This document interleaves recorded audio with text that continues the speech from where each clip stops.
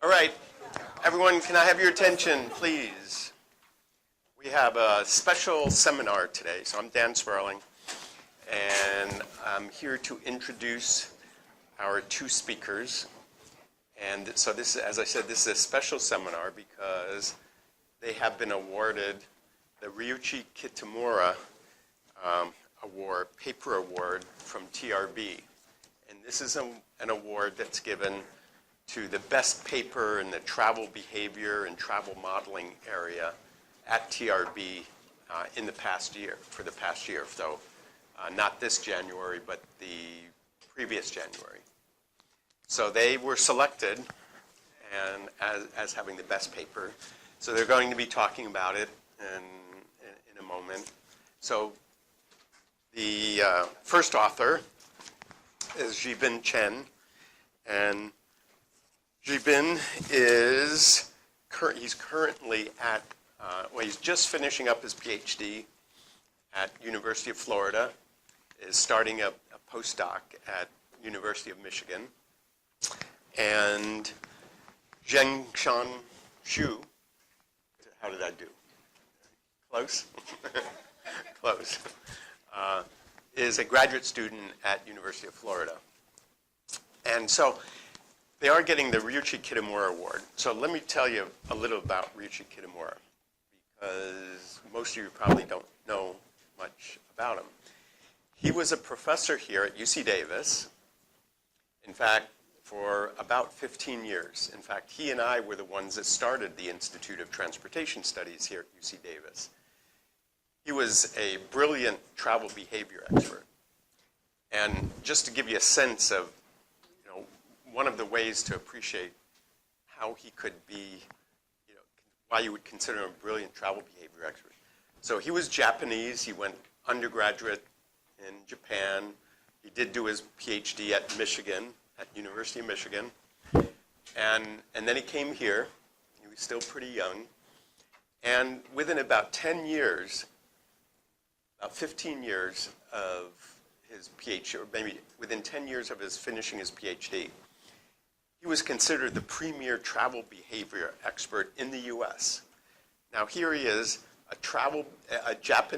he's Japanese, he's an engineer, and he's considered the leading travel behavior expert. So, that's pretty impressive. That's not normally, a travel behavior, you'd think you'd study psychology or economics, but not engineering.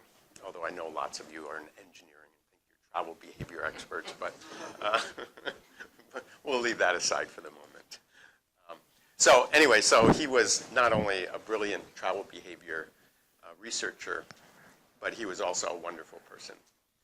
And so he was here about 15 years, and then they lured him back to Japan, to Kyoto University, to become a grand puha professor there. When you're at some of these Japanese universities, if you're the senior professor, you're not just the senior professor. Here we're all kind of equal. There, there's a whole hierarchy. So he had a whole team of assistant professors, associate professors, a team of graduate students. They all just kind of gave to him. So it's quite a honor and quite an opportunity. So he went back and unfortunately passed away a few years ago. And that's why this award was created in his honor. So I guess Zhibin's going to start off and then pass over the microphone a little later. So congratulations for earning this very prestigious and important award, and congratulations.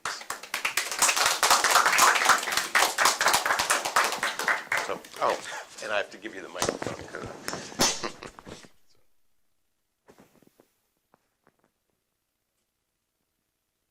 It's here. Be a little higher. Okay, thank you. Put it in a pocket. So people are listening next door, so if they don't hear you, they'll come and tell you. Okay. Good afternoon, everyone. Yeah, it's really an honor for us to be invited to do the presentation here. Today, my topic is analysis of advanced parking management of curbside parking. And this research is going to be presented by me and another co-author, Zhen Tian. And first of all, I'm going to introduce the background and the basic setting for this study, and then establish analytical models to capture the curbside parking cruising behavior. And further, Zhen Tian is going to extend the analytical model to consider different advanced parking measurement services.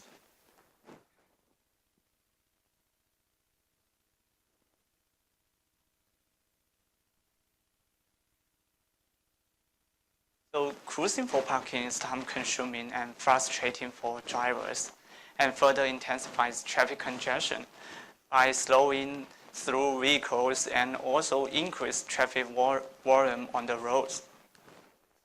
So it's found that on average, 34% of cars among the rush hour traffic in downtown areas were cruising for parking. Assuming cruising time of 3 minutes and an average cruising speed of 10 miles per hour and a turnover rate of 10 vehicles per day, should estimate that cruising for curbside parking will lead to 1,825 VMT each year for only one curbside parking space. So for the city like Chicago, with over 35,000 curbside parking space, this will result in 63 million VMT waste of over 3.1 million gallons of gasoline, and also 48,000 tons of carbon dioxide emissions. So to deal with such a huge parking problem due to the curbside parking cruising behavior, advanced parking management services, including providing information, parking reservation, and parking navigation systems, have been developed in recent years. And further, the proliferation of advanced smartphones and the development of sensing and wireless communication technologies have brought a tremendous opportunity for the advanced parking management.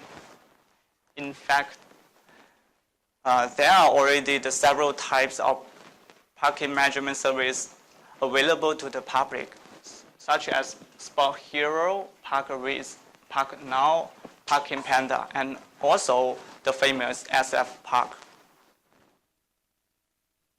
So, given that it's important to understand the impacts and implications of these emerging parking management services and provide guidance on their development and deployment.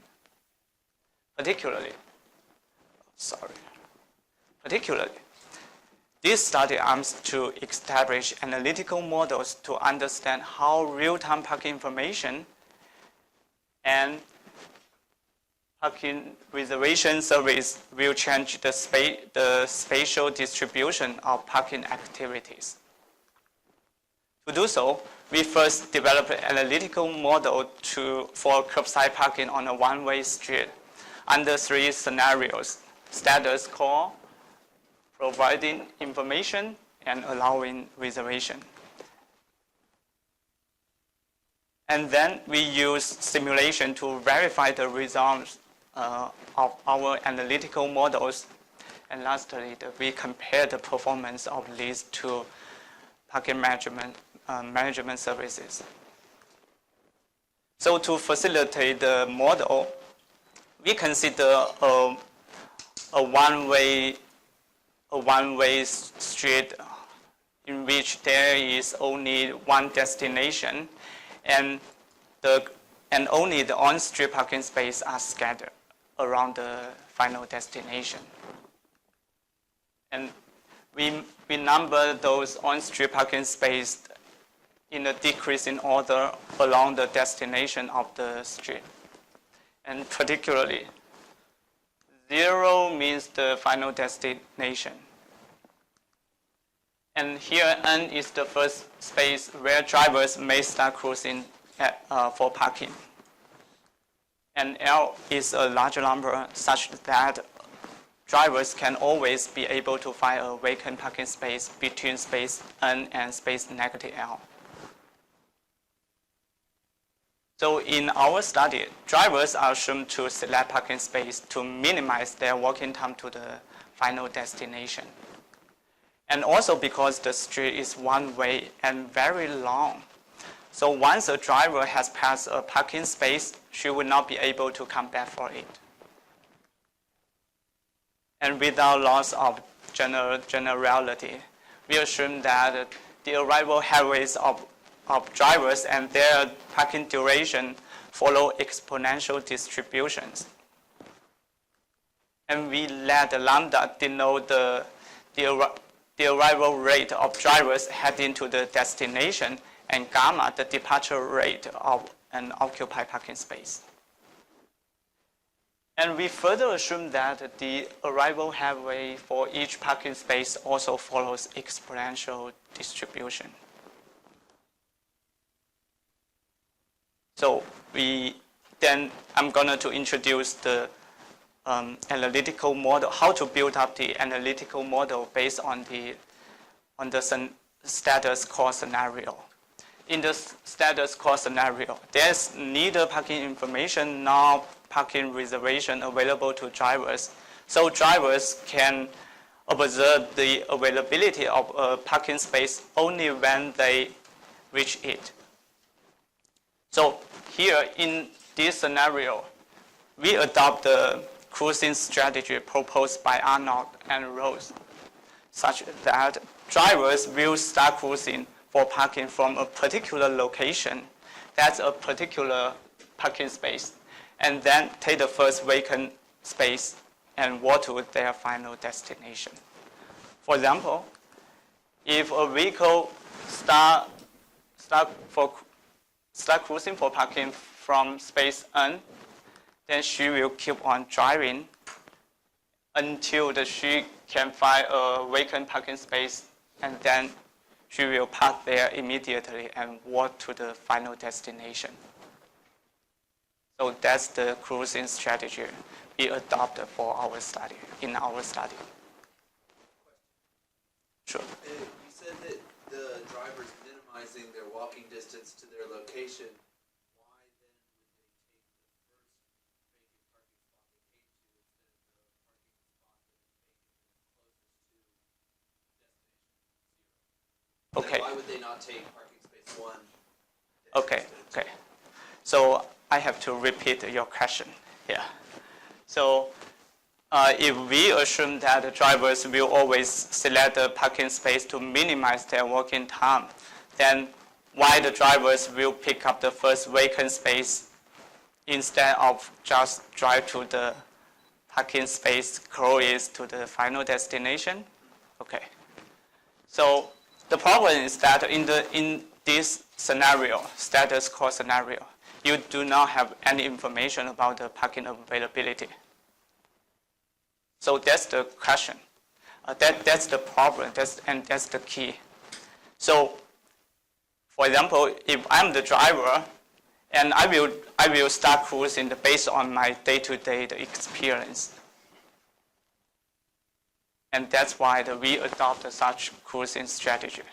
Because we cannot ensure that when I arrive here, and such parking space will be available.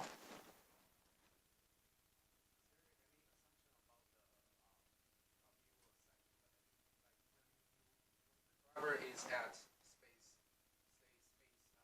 X, and could see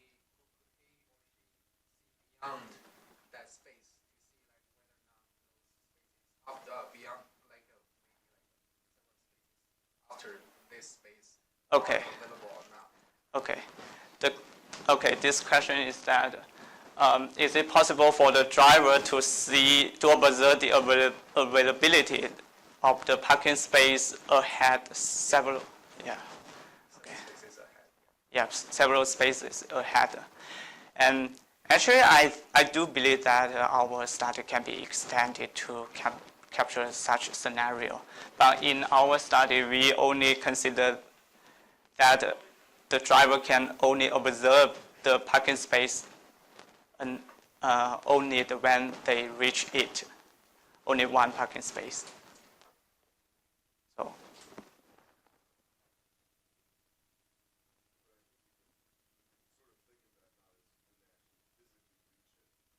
When they see it, so in some sense it's not necessarily holding them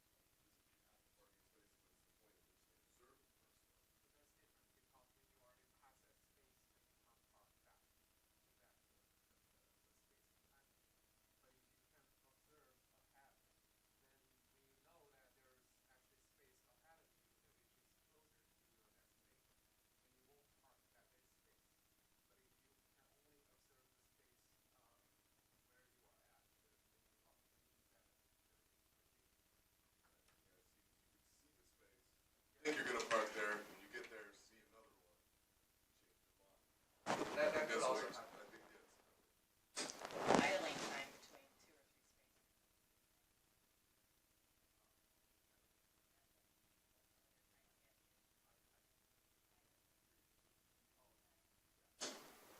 So should I repeat your conversation? Okay, thank you.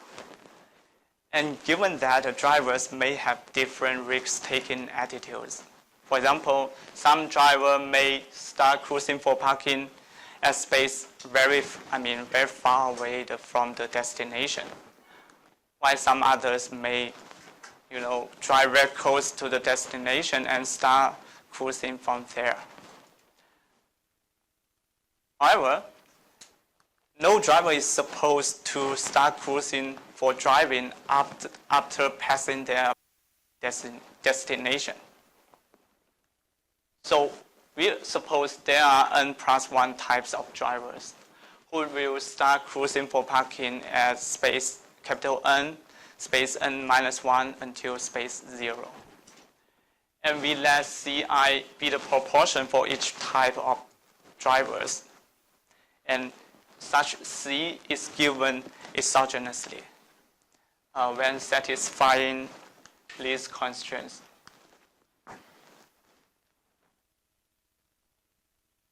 So based on the adopted parking cruising strategy in our study, the driver will park at space I if and only if this parking space is available, but all the parking space between the space she start cruising at and I+1 are all occupied. So to demonstrate it, suppose like that.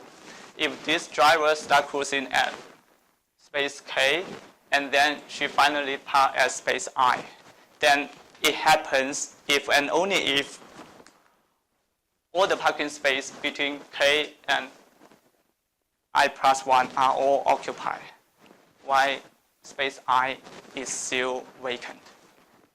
So if we denote Pi as the probability of space I of being available, then such probability can be calculated by this formula. This means space I is available, while space K to space I+1, they are all occupied. So based on this, we can easily calculate the arrival rate or the parking rate for each parking space, and as well as the departure rate. Here, the departure rate is equal to the probability of being occupied, multiplying the departure rate of an occupied space. So is there any question?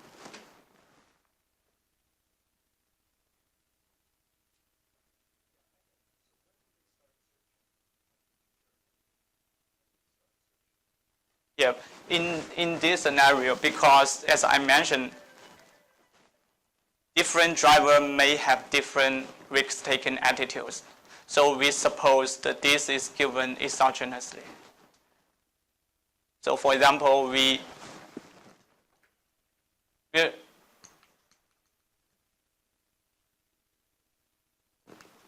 yeah. In this case, we assume that Cn percentage of drivers will start cruising for parking at space n. And this is Ci percentage will start cruising for parking at space I. And I do believe that this how to determine the Ci can be used, survey or collect some data to determine the Ci. My experience is if I'm 4 blocks away, I start looking at the parking patterns. And if in the 4th to the 3rd block away there are no parking spots, then my N might be the 3rd spot away. But if I see some vacancies between the 4th and the 3rd, and the 3rd and the 2nd, then I may not start looking into the last block. So my N is not a random choice. It's based on what I observe approaching it.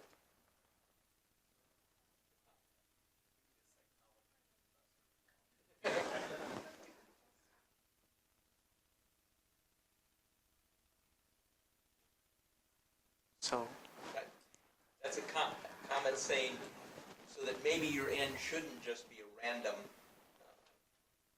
exogenous factor. It should be based on the experience of the approach. okay.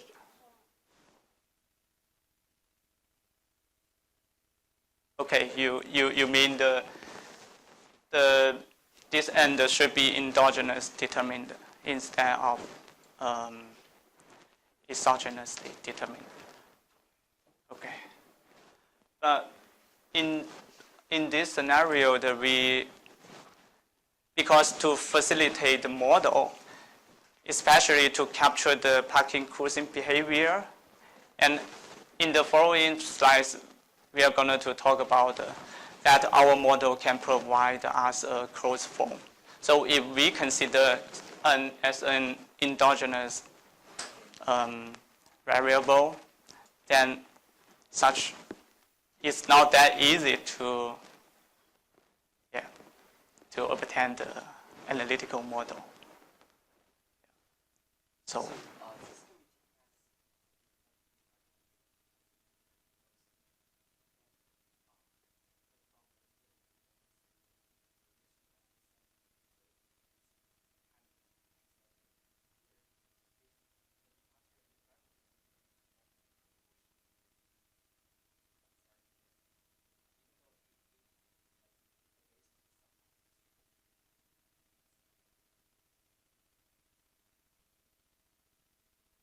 maybe we can further discuss. Yeah. Okay.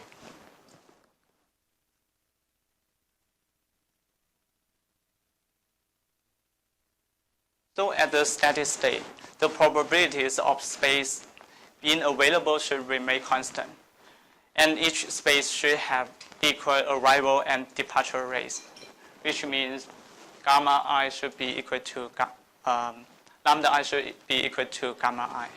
So based on this formulation, we can obtain a closed form for Pi, the probability of space I being available. And as a demonstration, if we assume that lambda is equal to 9 and gamma equal to 1, and consider 3 types of drivers who start searching for parking at space 2, space 1, and space 0, and their proportions are the same. Here we assume that they are all 1/3. And then we can obtain the probability of each parking space being available at the steady state. And then based on this, we can calculate the expected working time by this formula. And here Wi is the working time from space I to the destination. So next, Chen is going to talk about how can we extend the analytical model to advanced parking management services, and how can we use our analytical model to compare their performance.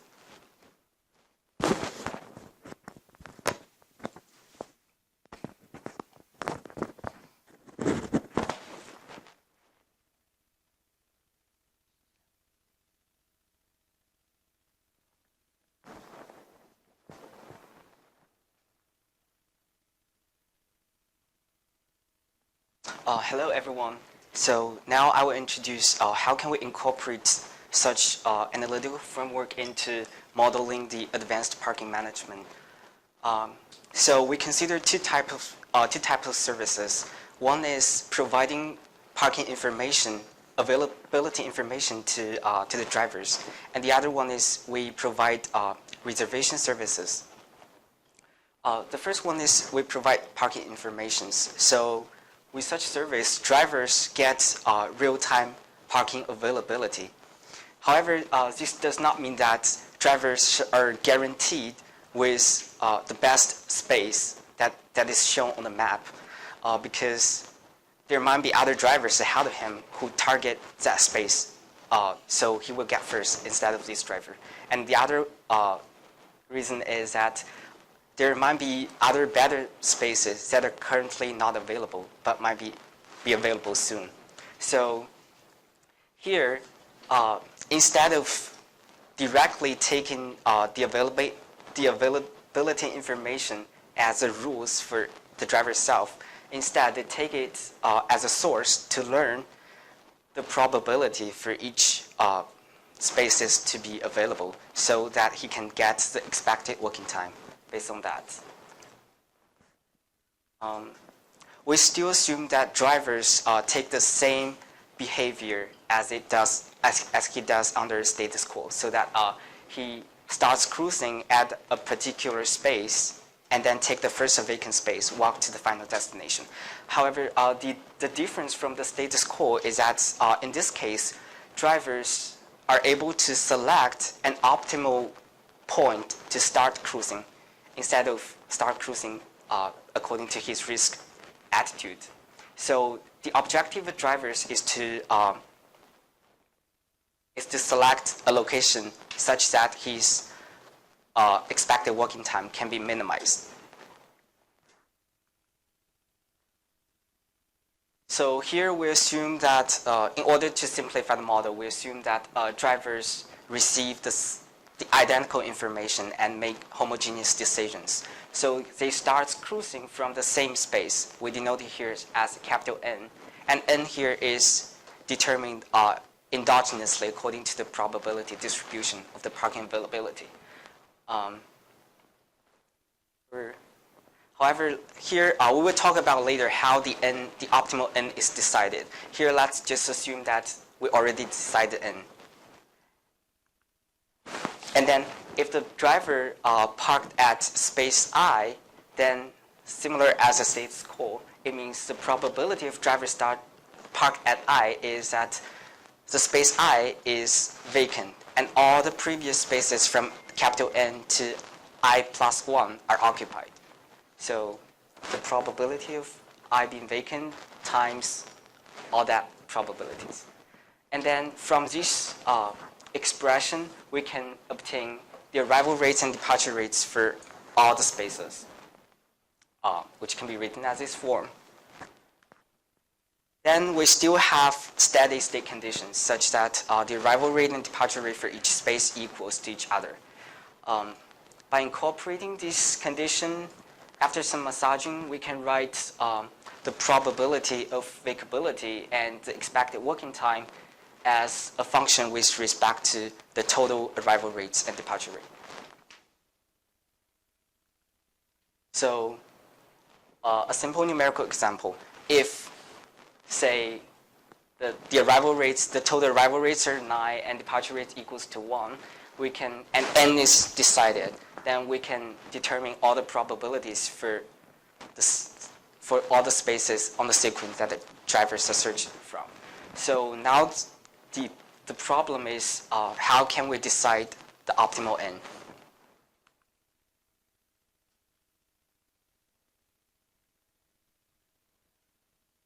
So this explains how the optimal N is decided. say if a driver reaches a space K and that space K is available, then the walking time is determined. The walking time from from K to destination is WK, let's say. Also, the driver can choose to give that space up and proceed to the next space and cruising from the space K minus 1. And in that condition, the expected working time for her is can be written as the conditional expected working time, this formula.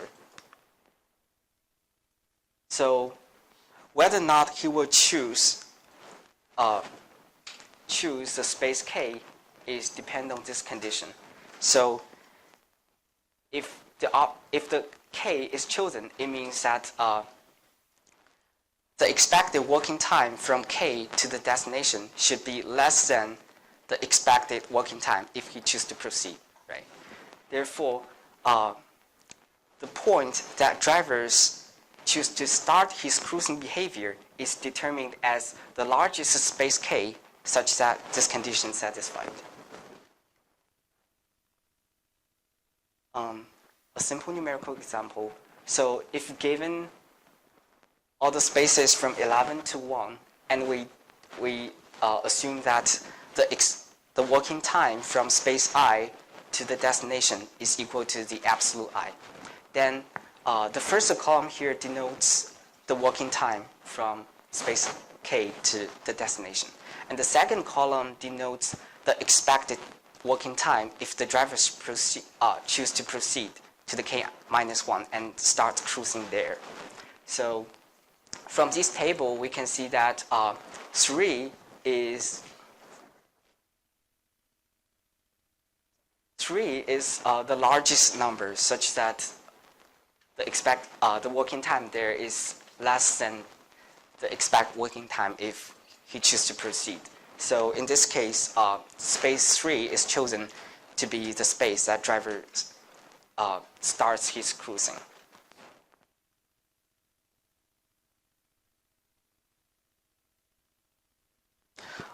The second parking management strategy is parking reservation. So in this case, drivers can actually reserve the space that he thinks is best to himself. So in this case, drivers will reserve the space that is closest to the destination. So for example, this driver enters into the streets and he will first check on the app whether or not the space 0 is available. If it is not, and he would check 1, because 1 is closer to the origin, and then minus 1, 2, minus 2, back and forth. It seems that the behavior under the parking reservation is very different from information provision. However, mathematically, the only difference from these two services is that the sequence that drivers check through is different. For the information case, the drivers check from n to n minus 1, n minus 2, so on and so forth. And then in the reservation case, the driver check from 0, 1, minus 1, and extends to both sides. So there's a one-to-one mapping between these two sequences. And for the same space with the same rank on the sequence, the probability of being vacant equals if given the arrival and departure rates are equals for both systems. So here, still assume that the arrival rates are being 9 and the departure rates for each space are being 1. Then for this case, the probability of being vacant for the space n in the information is equal to 0, and n minus 1 is equal to 1, minus 2 is equal to, n minus 2 is equal to minus 1. So there's like one-to-one relation between those two. And also, the expected working time can be written as the same formula.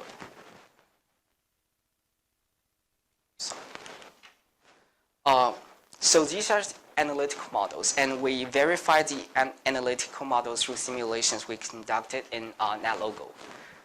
For the status quo in our simulation, we define 3 types of drivers who starts cruising respectively from 3 adjacent parking spaces, 7, 6, and 5, and their portions are equal.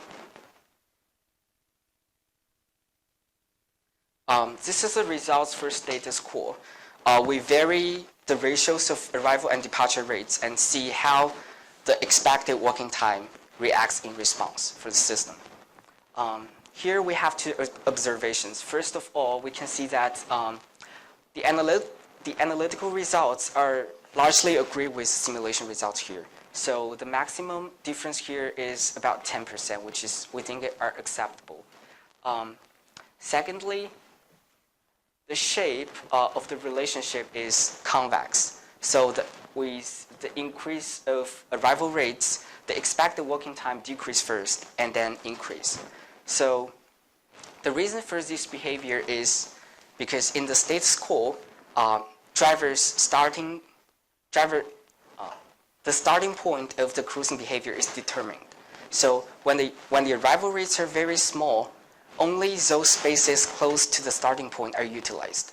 So those spaces that are close to the destination are underutilized. Therefore, we have like relatively higher expected working time. However, when the arrival rates increase, or the closer spots will gradually be utilized. So the expected working time will decrease. And then when all the closer parking spots are like fully utilized, then the driver have to cruise to further spaces on the other side and in order to obtain the parking space. Therefore, after passing some point, the expected working time will increase again.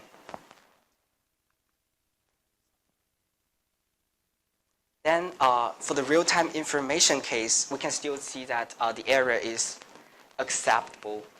But in this case, the expected working time is constantly increasing with respect to the arrival rates, the increasing of arrival rates. So the reason is because in this case, the parking information provides sort of a metric for the drivers to measure its own behavior, whether or not I'm doing the best strategy for myself. So under each condition, the driver can choose the spots that is best to himself, and the increasing of arrival rates only increasing the competition between drivers. Therefore, the working time will constantly increasing. Same for the reservation case. In this case, the expected working time is also increasing.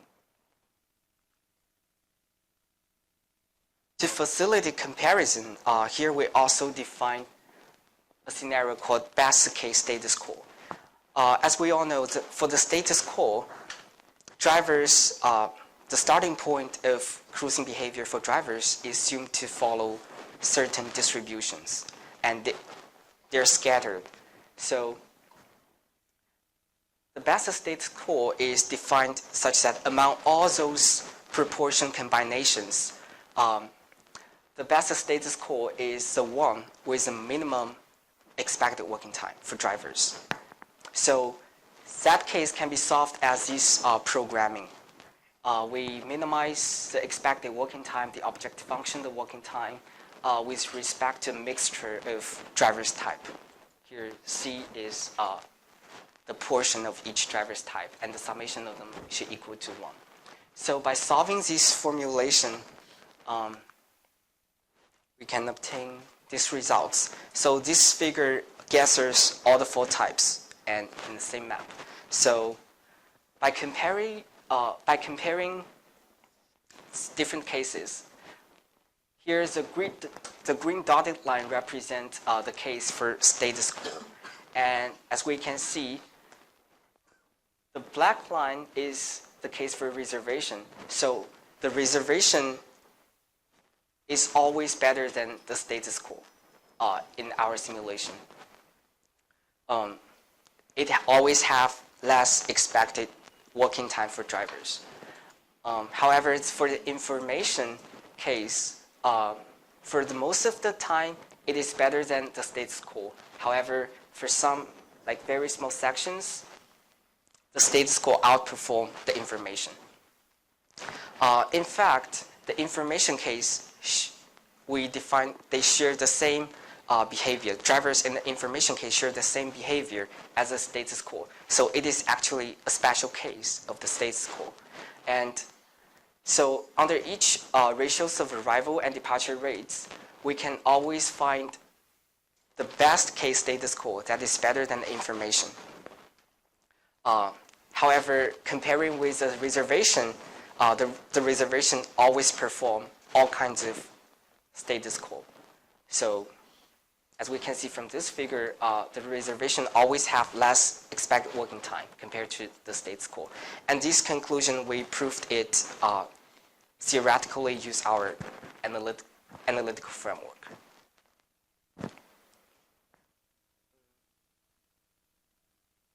So to wrap everything up, we established an analytical model for curbside parking on a one-way scenario and one-way street scenario. And we also consider 3 scenarios that are status quo: parking information provision and reservation. We compared the analytical model with simulations, with the simulation results, and we obtained very critical observation that the parking reservation is the best policy that always gets us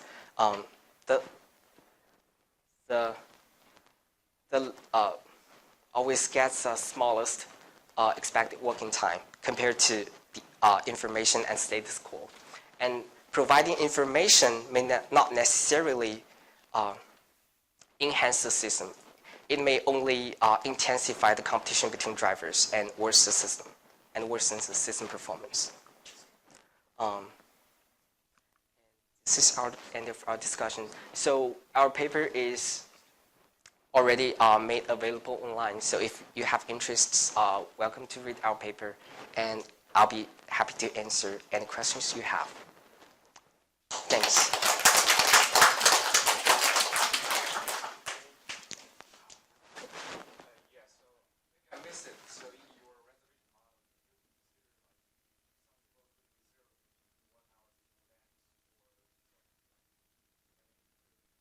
Oh, so in our case, so your question is, have you considered that some of the drivers may reserve the space in advance, such that other drivers cannot reserve it when they enter the system? So in our case, we only consider the reservation when the drivers actually enter the system. So they make reservations in the sequence of the time that they physically appear in the system. So they can't make reservations in, as you said, like 1 hour in advance.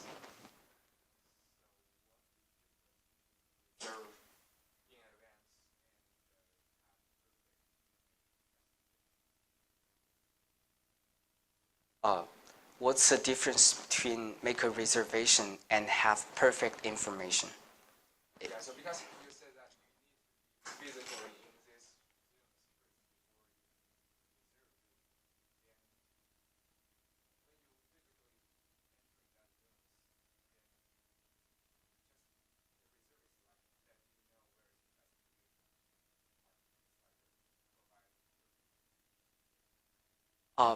Even if you provide perfect information, if you don't allow drivers to reserve, so he's still not guaranteed to get that space, right? That space information is also available to other drivers, and they may get it first. So right, but you drive towards it, and you may miss it. yeah, but like there's only one destination, right? Yeah, in our case, one-way street Then case. the guy that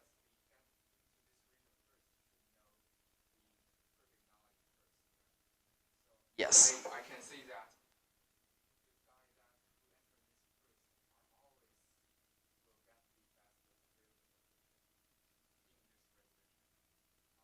right. Yes. It's not how to reduce the amount of guys who has already entered the one before me will always get the better. Not necessarily, because like better spaces may open later after they choose it. Yeah, because there are departures. It's like a steady state system. I might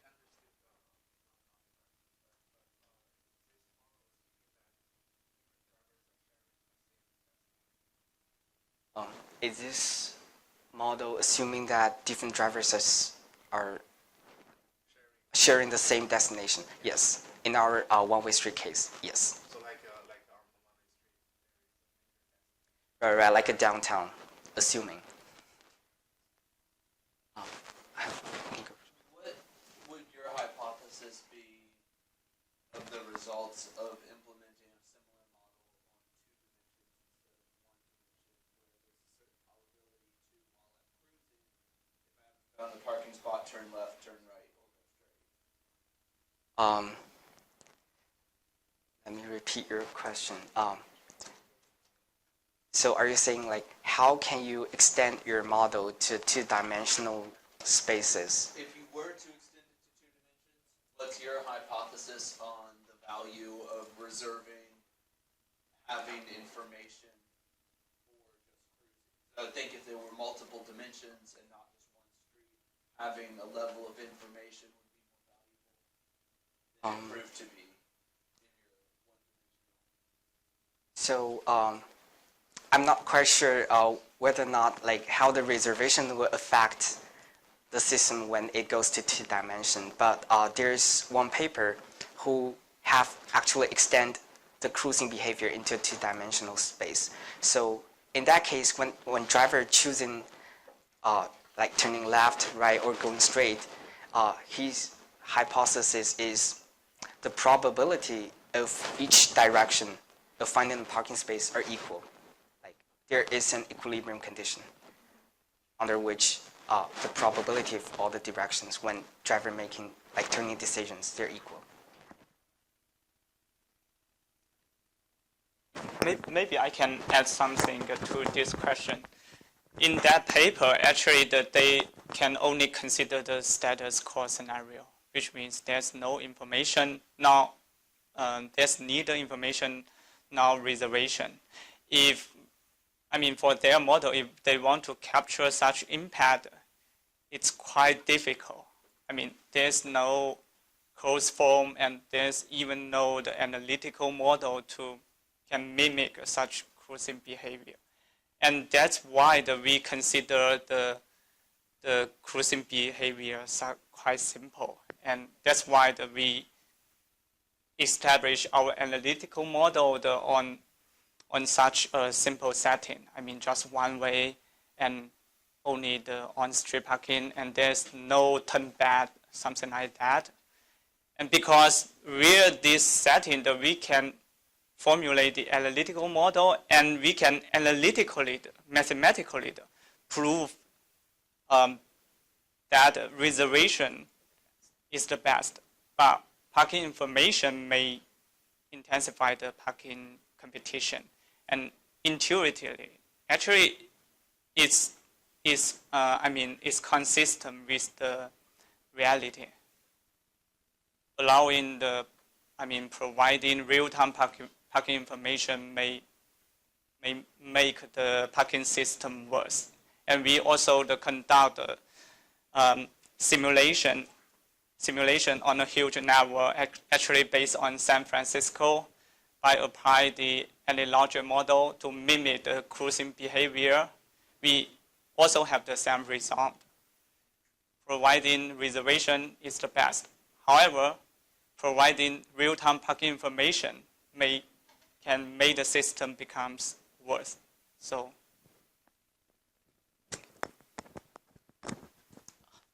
So I think at the very end you mentioned you said the best would be the one that minimizes the walking time. That's how you're making the judgment call. Yes. If you were to optimize for something besides walking time, is that what greenhouse gas emissions or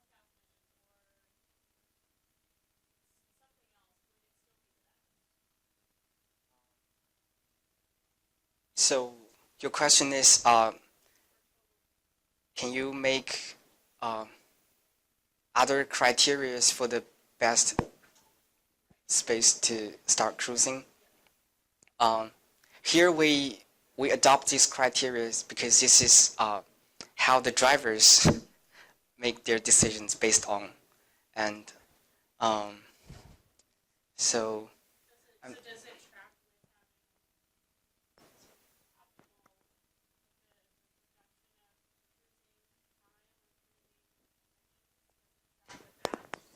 Um, do you have any we didn't check that.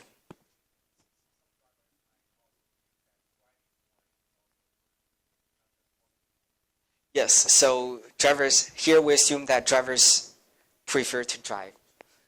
So they will drive more instead of, Driving for another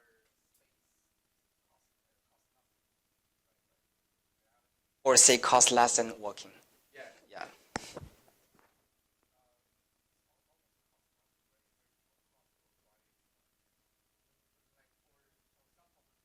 Starts cruising later, closer to his destination.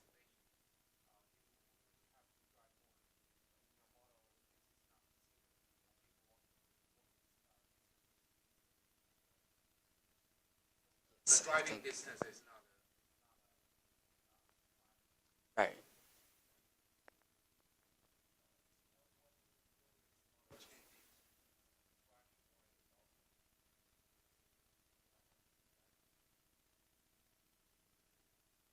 I think that can be easily incorporated into our model. You just assume there's a cost for the driving distance and then incorporate into our cost function. See, yes. Yeah, I'm curious if you thought about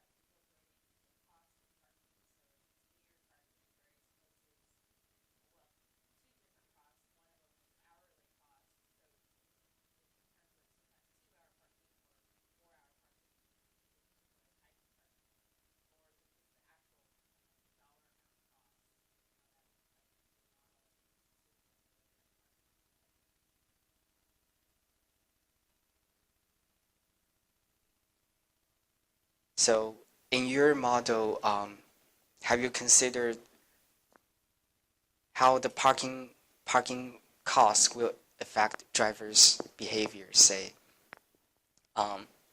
no, in our model we consider that all the costs are homogeneous for all the parking spaces, and then we based on that analysis our model. Have you considered the system optimality? So we only consider one person is a minimum walking distance. But in a parking lot, we want to park as much as possible cars and their minimum walking distance. So we combine the system together. So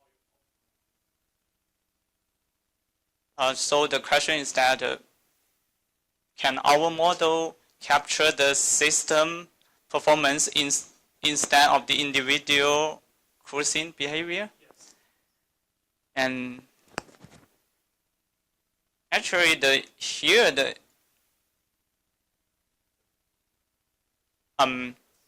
if we consider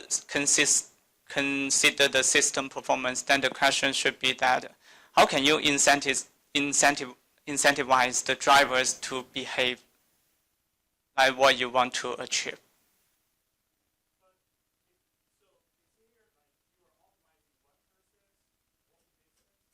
Yeah, because But it's like one person's optimality means the whole system optimality. no, yeah, definitely they are not the same. For example, the optimal system performance actually can be achieved by the, if I understand correctly, definitely if every individual they want to minimize their for example their cost, it doesn't mean that the system performance can be optimized. Yeah, definitely yes. The answer is yes, and that's why, for example, in the with the information, everyone want to minimize their working time. But actually, we can see that in this scenario, it may make a system performance worse. So did I answer your question?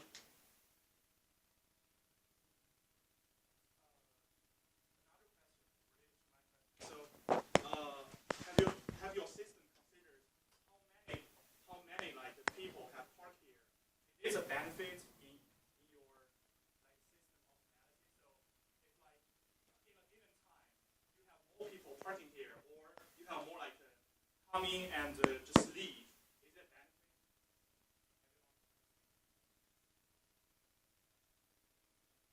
So it's like in a parking lot, you have 10 parking spots, and if you have more people coming in and coming out, so you have like walking distance you minimize, but you have also much more people parking here, so you get benefit. So have you considered like how many people they have parked in this parking in this street? So your question is, did you incorporate like the parking occupancy or the turnover rate into your model?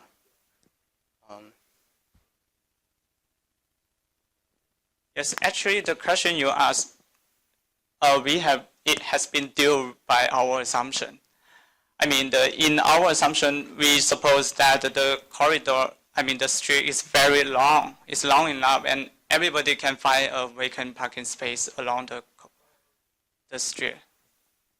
So everybody can, I mean, finally park on the on-street parking space.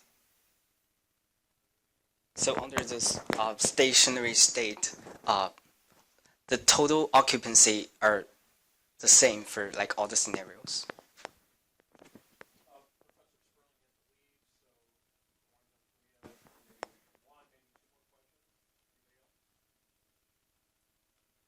Yeah, just to follow up kind of on that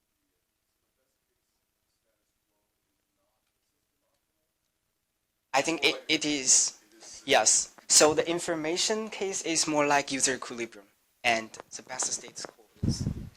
Yeah, but there is one problem is that actually, according to my understanding, the best case status quo is not necessary to be the optimal system performance, because as we can see, reservation is better than the best case status quo.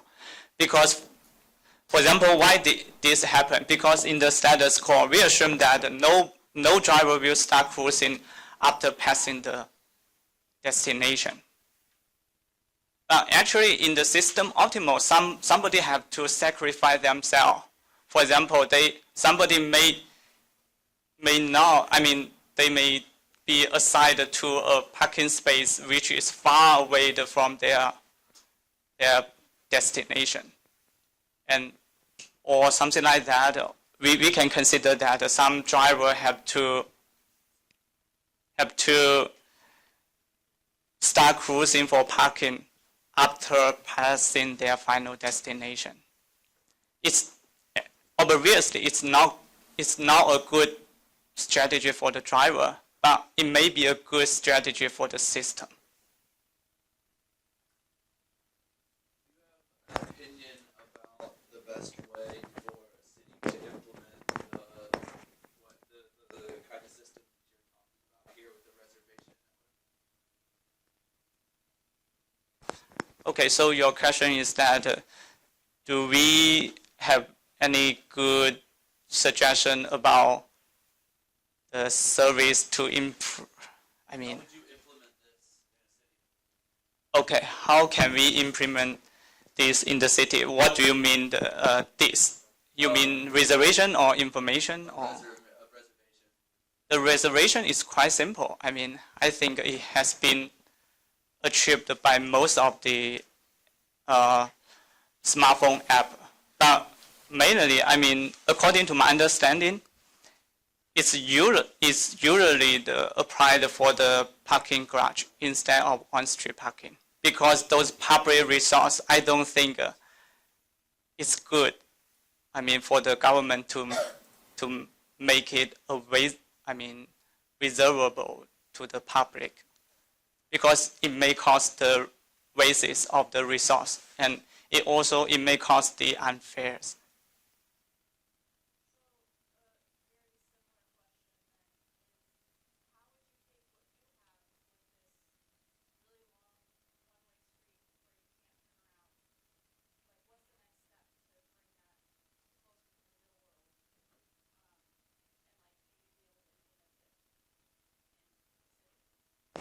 Okay, so yep. So your question is that how can we extend our model to capture the reality scenario, which is not that simple, only one way, one street.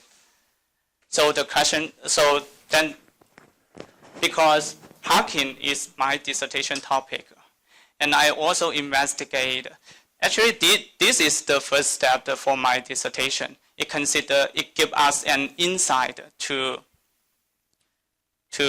understand the possible implications of different advanced parking management services. And since this study point out that reservation may be the best policy, so actually I also conduct some reservation policy.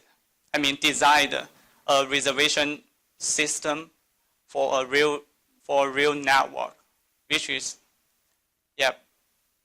And then I also proceed to design the navigation system for the real network. And currently, we figure out that providing information may not be good for the system. However, if we can design a good navigation system, then it can benefit the whole system. And currently, we already use the simulation to demonstrate our finding. And currently, we are developing an app, a navigation app, which can achieve better system performance. So that, I think. So the navigation app part is having the reservation part built into it, because you